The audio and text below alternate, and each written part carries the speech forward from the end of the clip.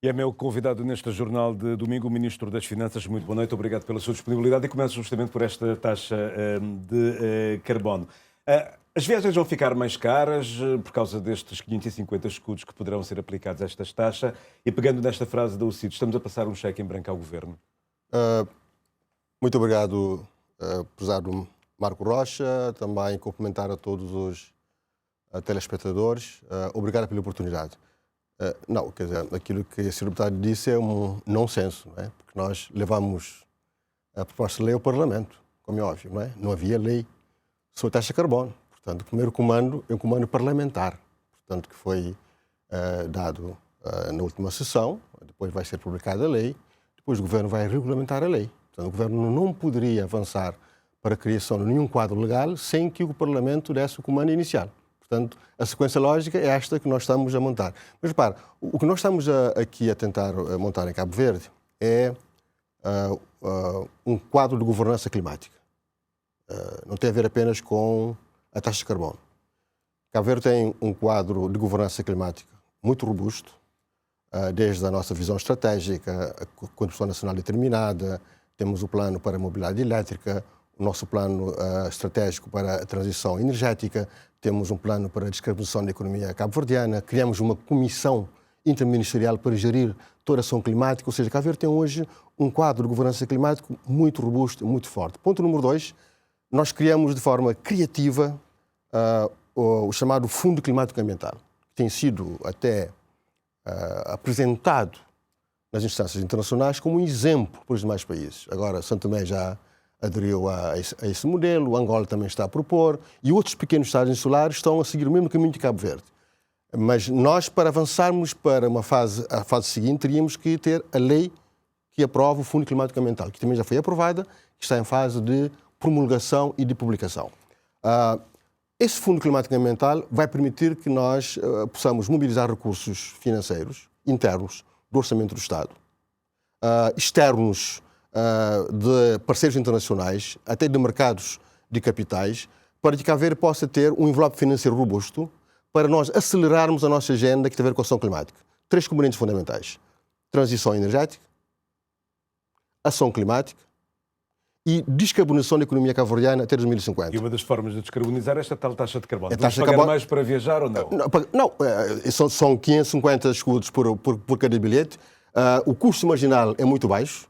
E todos nós que somos cidadãos responsáveis cabo-verdianos, aqueles que viajam por isso, porque as viagens internas são isentas.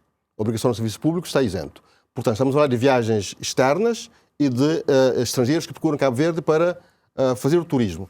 Todos nós que somos cidadãos cabo-verdianos, que viajamos para o exterior, ou aqueles que procuram Cabo Verde para fazer turismo, têm a responsabilidade de contribuir para uma boa governança climática e para que Cabo Verde possa ter condições para investir na mitigação e na adaptação em relação aos efeitos climáticos. Nós estamos confrontados em África, em Cabo Verde, com eventos climáticos extremos cada vez mais, e nós também somos poluidores, enquanto consumidores, e temos a obrigação de darmos o nosso contributo para que Cabo Verde possa ser um exemplo em matéria de investimento na adaptação, mas também na resiliência climática. É um contributo responsável, não só para Cabo Verde, mas para o mundo, porque o clima não é apenas um bem público nacional. O clima é um bem público global. E as negociações são muito complexas, a só ver o que é que está a acontecer aí no Azerbaijão na COP29. Olhando para este orçamento do Estado, foram 3 dias de intenso debate para se poder aprovar um orçamento que o senhor defendeu como sendo um orçamento que vai impulsionar a performance económica do país,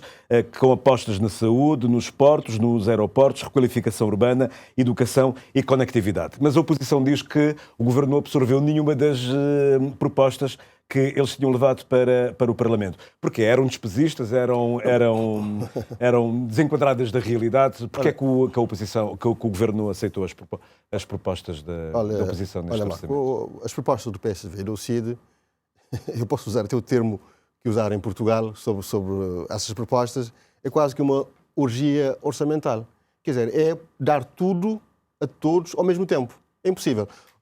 No Orçamento do Estado nós temos um conceito que é essencial para nós abordarmos a estratégia orçamental, que tem a ver com a restrição. Nós temos uma restrição orçamental corrente e temos uma restrição orçamental intertemporal. Não é diferente do orçamento familiar. Se nós temos um rendimento familiar de 100 mil escudos por mês, nós não podemos gastar 200 escudos por mês, 500 escudos por mês ou 1000. Temos que gastar dentro do limite do nosso rendimento. Portanto, as propostas do PSV são propostas, para aumentar a despesa e 2, para reduzir a receita através da redução de impostos. Como é que é possível garantirmos um equilíbrio orçamental em que nós aumentamos a despesa e não há melhor forma de aumentar os impostos do que aumentar a despesa e depois reduzir os impostos? Isso é um orçamento desequilibrado. É uma proposta que não pode ser aceita de forma alguma porque desequilibra o orçamento. Mas repara, Marcos, nós nunca podemos esperar que a oposição aprove o orçamento do Estado. O orçamento do Estado é normal, é apresentado. Não é questão de aprovar, é questão de absorver algumas propostas que foram apresentadas pela oposição. Não, se faz sentido. Propostas que aumentem a despesa e não há espaço para acomodar essa despesa e não há propostas para acomodar essa despesa, não podem ser aceitas, como é óbvio, e propostas para reduzirmos a receita desequilibrando o orçamento também não podem ser aceitas. Agora, o mais caricato é, ao mesmo tempo, dizer que o orçamento é despesista. Despesista, diz o PSDB. Mas, ao mesmo tempo, faz propostas para aumentar a despesa, despesista, não é? E para reduzir a receita, também despesista. Ou seja, o que é despesista, de facto, é exatamente a proposta do PSDB e não a proposta do Governo. O nosso orçamento do Estado para 2025, este orçamento é o meu 11º orçamento. Deve ser o Ministro das Finanças que mais orçamento do Estado já apresentou. E vai ter uma carga fiscal elevada? Não vai ter uma carga fiscal elevada. É o meu 11º orçamento. Já estou há mais de 10 anos a fazer orçamentos todos os anos. Portanto, este orçamento é um orçamento diferente, por várias razões. Porque nós estamos a vir de uma pandemia da Covid-19. Aliás, viu o que é que o chefe da missão da FMI disse, que Cabo Verde pode se orgulhar do seu nível de crescimento económico. E também acompanhou a Assembleia Anual do Banco Mundial e do Fundo Monetário Internacional, em que a diretora-gerente do Fundo Monetário Internacional disse que Cabo Verde tem sido um dos países com melhor desempenho ao nível dos programas que tem com o Fundo Monetário Internacional, comparando com todos os demais países que têm programa com o Fundo. Foi dito no plenário. Mas este é um aspecto macro, mas os empresários queixam-se, por exemplo, de o acesso ao crédito, de uma carga fiscal elevada, que não conseguem fazer investimentos. Eu explico. A carga fiscal em Cabo Verde não é elevada. Nós temos uma política fiscal que assenta em 3, 4 pilares fundamentais. O primeiro pilar fundamental é taxas moderadas. Nós temos uma taxa de pessoas coletivas para os empresários, para ver a falsidade dessa afirmação, era de 25% em 2016. Hoje está em 21%. Para o próximo ano, 2026, nós queremos colocar as taxas em 20%. Passar de 25% para 20% e nos próximos 5 anos, se nós formos governo, vai passar para 15%. Nós só não fizemos mais por causa da pandemia da Covid-19. Ponto número 1. Ponto número 2, nós concedemos um conjunto de incentivos, benefícios fiscais. Portanto, a taxa efetiva que os empresários pagam não é de 21%, é de 15%.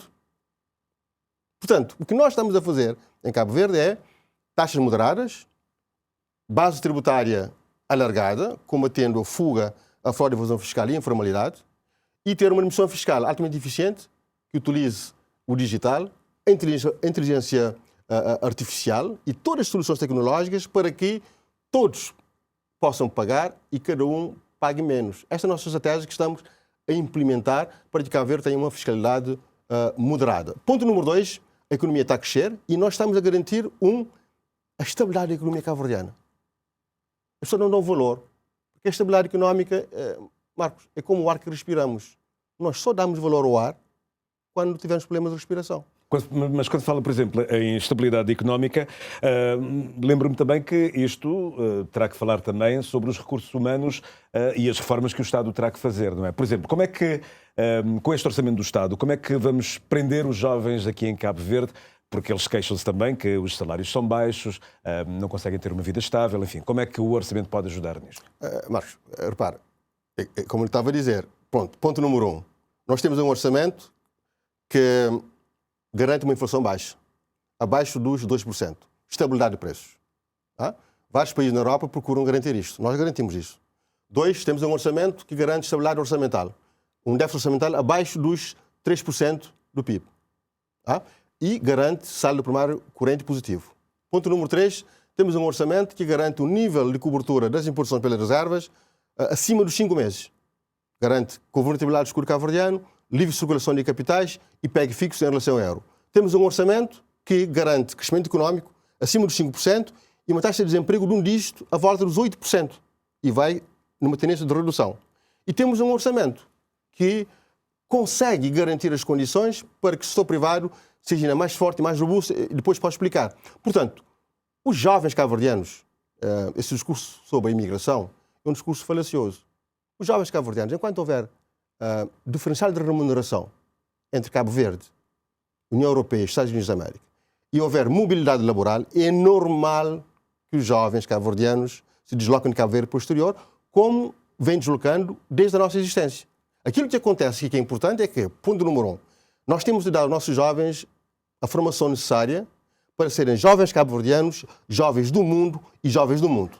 Ponto número 2, temos de garantir as condições para que os jovens cabo-verdianos possam ter uma boa remuneração em Cabo Verde. E o facto de terem a oportunidade de trabalhar em outras geografias é uma pressão para o setor privado para melhorar a sua remuneração. Ponto número 3, quando forem para o exterior, como é óbvio, com formação profissional, dupla certificação ou com ensino superior, com contrato de trabalho, com cobertura de segurança social, cobertura na saúde, depois são cabo-verdianos que investem em Cabo Verde, porque... Eu dou 2 números apenas para desmistificar essa afirmação. Repare, a diáspora cabo-verdiana, 60% de todos os depósitos bancários que estão em Cabo Verde vêm da diáspora cabo-verdiana. A diáspora cabo-verdiana manda, todos os anos, remessa dos imigrantes, mais de 20% do PIB só de remessas. Tem um grande peso na economia. Grande peso, ou seja, os jovens cabo-verdianos que saem e que estão em Portugal, em França, nos Estados Unidos, e que trabalham e que investem em Cabo Verde, fazem turismo em Cabo Verde, mandam remessas para Cabo Verde e depois voltam para Cabo Verde com a experiência acumulada, estão a contribuir tal como eu e tu que estamos aqui em Cabo Verde. Não é menos importante a contribuição deles do que a nossa, porque estamos em Cabo Verde. Cabo Verde é, por definição, uma nação diaspórica. Quem pensa Cabo Verde, centrado sobre o território das ilhas, tem um pensamento condenado ao fracasso e à pobreza. Cabo Verde tem de ser entendido como uma nação diaspórica. Cabo Verde tem de estar na sua relação com o mundo. E os nossos jovens, as nossas mulheres, têm de estar numa relação com o mundo, indo e vindo, mas temos de os preparar, os jovens e as mulheres, para que quando saem, levem a qualificação para serem bem remunerados e para que investam em Cabo Verde. Já que falam em requalificação e formação, há um ponto no debate que eu prestei atenção,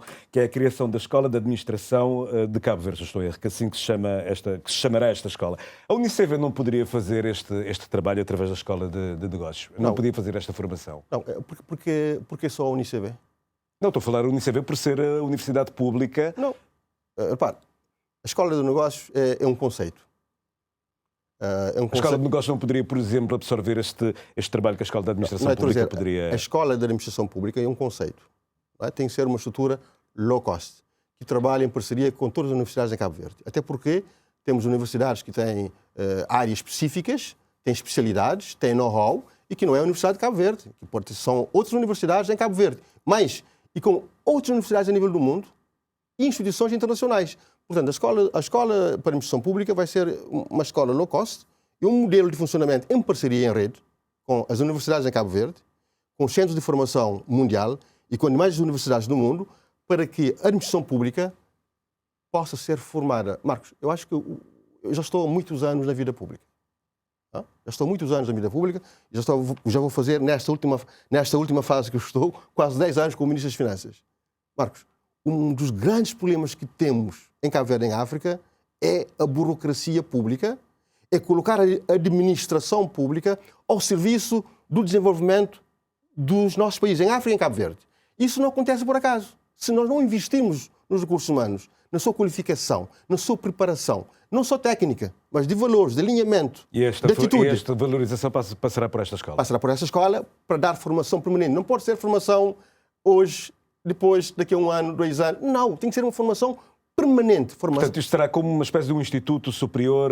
Não, mas low cost, mas trabalho em parcerias em linhas. Por exemplo, se a Universidade de Cabo Verde pode dar formação numa área ou em relação a um determinado pacote, dá.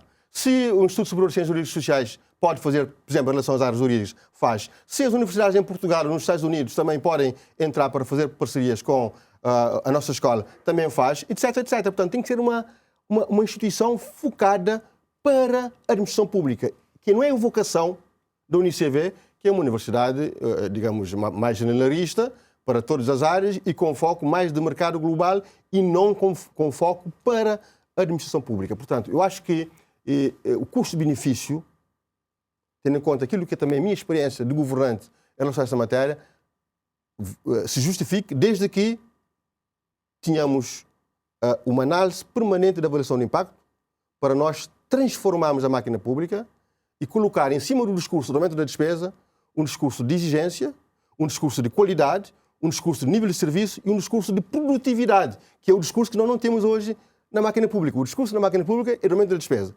Melhores remunerações, melhores salários. Mas aquilo que faz crescer Cabo Verde é um discurso de exigência, produtividade, nível de serviço, qualidade de serviço e remuneração condizente com o nosso desempenho na máquina pública. Outro assunto que o senhor tocou no Parlamento é a construção do Hospital Central da Praia. Já temos projetos, já temos orçamento, já sabemos quando é que este hospital vai arrancar? Marcos, é assim... Nós orçamento para 2025. Nós temos em relação à saúde duas prioridades fundamentais. A primeira é investir na segurança sanitária. A segunda é fazer de Cabo Verde um centro de prestação de serviços de saúde para os nacionais e para aqueles que procuram Cabo Verde para fazer o turismo e para aqueles que futuramente... Mas temos que ter infraestruturas competentes e quadros formados. Podem procurar Cabo Verde para o turismo de saúde. Exatamente. Por isso que nós temos que investir. Estou no Orçamento de Estado para 2025, temos a edificação de um conjunto de centros de saúde. Gostava de fazer referência a alguns desses centros que são relevantes.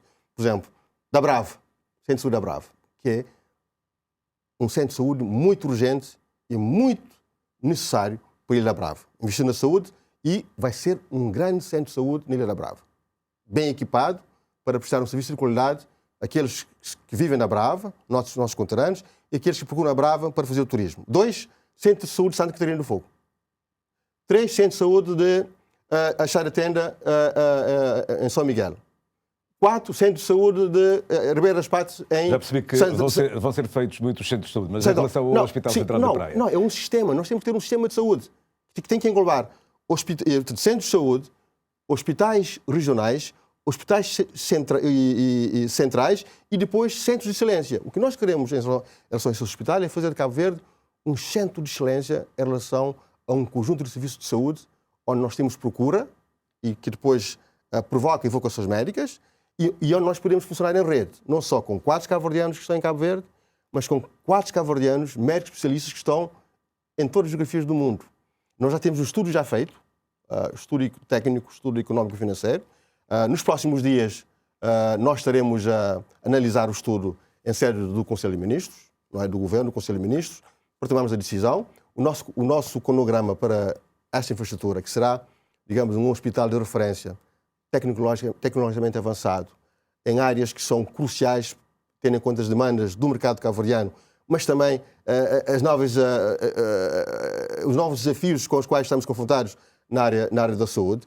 E nós vamos, em 2025, se Deus quiser, tudo correr bem, vamos avançar com a construção, será a construção de acordo com a proposta feita por módulos, não é? Que ao longo dos anos vamos depois compor o hospital na sua globalidade. Mas em 2025, se Deus quiser, nós estaremos a arrancar com este hospital na cidade da Praia. Eu tenho outras perguntas aqui, eu não tenho muito tempo também para esta entrevista, mas eu gostaria de ouvir outros assuntos que não têm nada a ver com este Orçamento do Estado. O Governo anunciou esta semana que reverteu o DGEU para o Estado cabo-verdiano. O senhor mesmo tinha dito recentemente, quando esteve em Macau, estava a tentar negociar de forma amigável com a Macau Legend para reverter o DGEU. Qual será o próximo passo para as obras do DGEU que estão paradas? Eu ouvi a Câmara Municipal, antes da campanha, a pedir com que o DGEU voltasse à gestão da Câmara Municipal, porque eles saberiam o que fazer com este sítio. Bem, este é um assunto que tem de ser tratado com muita responsabilidade, porque nós não somos um governo que gosta de utilizar esse instrumento de reversão. Digamos que é o último recurso, é a última solução que tínhamos. Porque a empresa estava falida e não tinha como investir aqui em Cabo Verde? Se a empresa que diz se estava falida ou não está, não é nosso papel. Aquilo que para nós é importante é a empresa ter as condições para executar o projeto dentro de um prazo útil, não só para o governo, mas também para os experiências e para os cidadãos cabo-verdianos. Porque, repara, nós não podemos condicionar o desenvolvimento de uma cidade, que é o espaço mais importante de Cabo Verde, em termos populacionais. Não é? A agenda privada de um operador, mesmo que nós possamos ter elementos que nos levam a compreender, digamos, os atrasos. Mas nós não podemos... E o Governo já tem uma solução. Nós não podemos condicionar, digamos, os eventos da praia aos interesses particulares de um privado, mesmo que nós respeitemos a posição dele. Portanto, o interesse público aqui é o bem maior a ser protegido, portanto, nós avançamos com a reversão. Portanto, uma vez feita a reversão, nós depois vamos escolher, digamos, não é quem dá mais, como é óbvio, né? Escolher, digamos, um promotor que nos dê as garantias todas, em termos do projeto, mas também da capacidade para financiar o projeto. Já tem algumas propostas ou ainda não? Há várias propostas avulsas, mas haverá um procedimento, não é, que nos permita encontrar, como é óbvio, o melhor promotor, o melhor investidor, com um track record em termos de gestão hoteleira e desenvolvimento de projetos hoteleiros, que nos dê as garantias todas em como tem capacidade financeira para iniciar o projeto e para terminar o projeto, e depois também que seja um investidor com reputação a nível dos mercados internacionais para levar, digamos, o projeto a bom porto e nós dinamizarmos e acelerarmos, digamos, o desenvolvimento a partir da cidade da Praia, para a Ilha de Santiago e para as mais ilhas de Cabo Verde. Na semana passada, as agências de informação que lidam com a questão aérea noticiaram que uma companhia de nome Transverde está com interesses em investir aqui em Cabo Verde. O Governo sabe de alguma coisa? Sim. Como é que olha para a proposta? Qual é a leitura, qual é a avaliação que fazem neste momento? Não somos a favor do investimento privado. Não é? Nós, o Governo, só estamos... Mas é num setor complicado que todas as vezes as empresas privadas vão-se embora. Sim, mas repara, isso caberá ao privado avaliar. Não é? Portanto, quem mete o seu dinheiro é que tem de saber avaliar onde é que está a meter o dinheiro, porque é que está a meter o dinheiro e qual é o retorno do investimento que espera quando faz, digamos, o investimento. Para nós, é muito bom que venham privados para investir em Cabo Verde e em todas as áreas, particularmente no setor dos transportes aéreos domésticos, não é? Havendo interesse nessa matéria, o Governo de Cabo Verde olha para o projeto com bons olhos. Eu conheço o projeto, eu conheço os investidores, né, cabo-verdianos, jovens, pilotos e experientes nessa área. E que vem da diáspora. E que vem da diáspora. Portanto, nós temos um procedimento claro, portanto, tem de tramitar, digamos, a AC, portanto, temos uma autoridade que gere todo esse negócio da aviação civil. Se as condições forem reunidas, terá, digamos, a licença do operador, e operará e poderá contar, da parte do Governo, com todo o suporte que podemos dar para que a empresa seja bem sucedida, para o bem do Governo, para o bem de Cabo Verde e para o bem de todos os cidadãos cabo-verdianos que querem ter mobilidade. O nível de serviço em relação às conectividades e mobilidades será um elemento decisivo para nós duplicarmos o nosso potencial de crescimento económico. Tudo aquilo que podemos investir, público e privado, para que possamos dar um salto em relação à melhoria do nível de serviço quanto às conectividades e mobilidades, mas numa lógica terrestre, aérea e marítima, nacional e internacional, tecnológica e digital e humana, tudo aquilo que podemos fazer, devemos fazer em tempo certo e de forma rápida, porque disso dependerá, digamos, a nossa capacidade de nós duplicarmos o nosso potencial de crescimento económico. Marcos, é o seguinte, nós crescemos 5,5%. Eu digo francamente, isso é bom quando comparamos com o passado. Isso é bom quando comparamos com o crescimento em África. Isso é bom quando comparamos com o crescimento no mundo. Mas isso ainda é insuficiente face às demandas que temos no mercado cabo-verdiano. Nós temos de poder duplicar o nosso potencial de crescimento económico. Temos que ter essa ambição. A nossa ambição tem de ser duplicar o nosso potencial de crescimento económico e isso depende do nível de serviço que conseguimos atingir em relação às conectividades e às mobilidades. É um dos fatores. Sr. Ministro, uma última pergunta. Eu li esta semana no jornal A Nação que Manuel Barbosa poderia estar de saída da Autoridade da Concorrência. Penso que é alguém que está sob a sua tutela. Esta notícia confirma-se e já agora o que é que esta autoridade tem feito? Não, a autoridade, ele vai sair, pediu a sua saída, quer fazer outras coisas, que é normal, acontece. As pessoas iniciam uma função, querem fazer outras coisas. E o que é que esta autoridade tem feito? A autoridade está numa fase de instalação. É uma autoridade da concorrência, como sabe, as entidades de regulação, antes da criação da autoridade da concorrência, também exerciam a função da autoridade da concorrência, que muitas vezes torna, não é incompatível, mas incongruente e às vezes até conflituosa o exercício dessa função. Então, nós, como também decorre dos vários modelos a nível mundial, decidimos criar uma autoridade da concorrência, que está em fase de instalação, para poder prestar cada vez melhor serviço na área da concorrência. Temos feito já um trabalho ao nível legislativo, começamos a montar a autoridade com os recursos humanos, estamos em rede com as instituições internacionais e vamos continuar a investir ainda este ano e no próximo ano para que possamos ter uma autoridade da concorrência forte para dar, digamos, um grande input, tendo em conta que nós somos uma economia de mercado, o Estado não é parte reguladora, temos que ter uma autoridade que seja credível, que seja confiável e que seja capaz de garantir que tenhamos um mercado concorrencial e que a concorrência vingue. Só através da concorrência poderemos ambicionar atingir um melhor nível de serviço para os cidadãos, mas também uma economia mais vibrante, mais pujante, mais produtiva e mais exportadora. Muito bem, agradeço ao Ministro Olavo Correia por ter vindo ao Jornal Domingo falar sobre o Orçamento do Estado e outras questões que têm a ver com a economia.